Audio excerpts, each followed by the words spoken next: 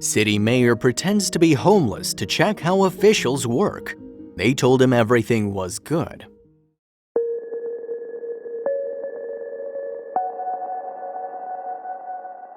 To understand the situation, needs, and wants of the homeless, Mayor Ben McAdams disguised himself as a homeless person, all to gain a first-person point of view by personally experiencing the life of a homeless person for 3 days and 2 nights.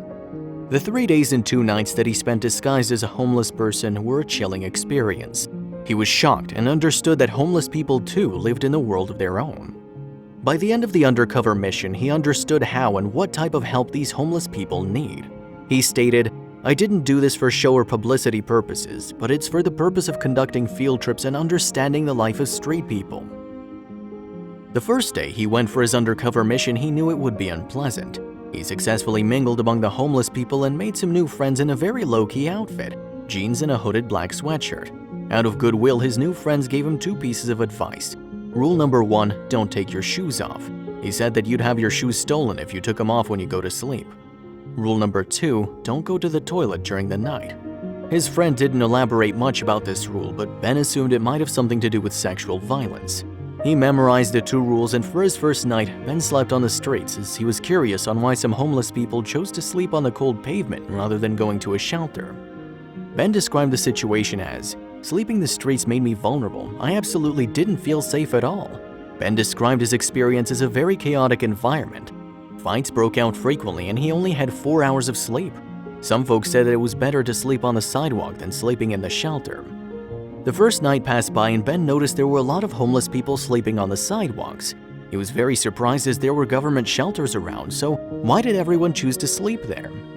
Ben's homeless friend told him that it's better to sleep in the open because the government shelters were occupied by gangs and drug abusers. Now Ben suddenly realized why everyone was sleeping on the sidewalk. On the second night, he spent his night at the road home shelter. The immediate events that he observed and experienced gave him a shock. Turned out, all the information his homeless friend gave him was true.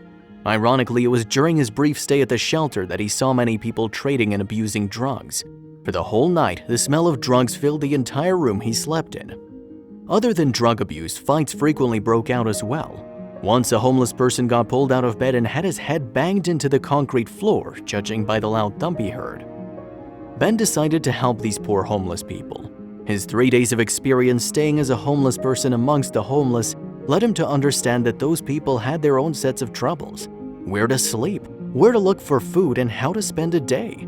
This is the life of a homeless person. These 3 questions consume most of their thoughts that they gave up looking for a job or for a house.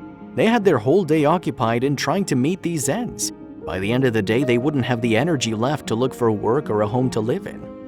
Ben stated that his first task would be to move homeless families out of the shelter's harsh environment and to reduce the lawlessness terror in these shelters.